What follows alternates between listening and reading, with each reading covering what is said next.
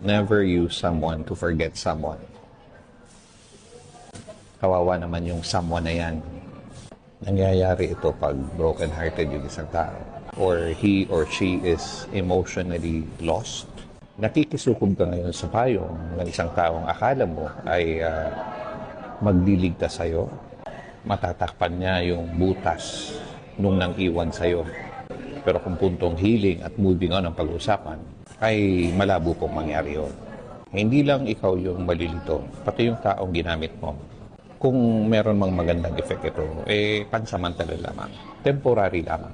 The result is often more hurt, leading to unresolved feelings and broken trust. Parang in-extend mo lang yung sakit na una mo nang naramdaman. Ang healing po is personal. Hindi po pwedeng gumamit ka ng ibang tao para ikaw ay ma-heal. It doesn't work that way. It doesn't happen that way.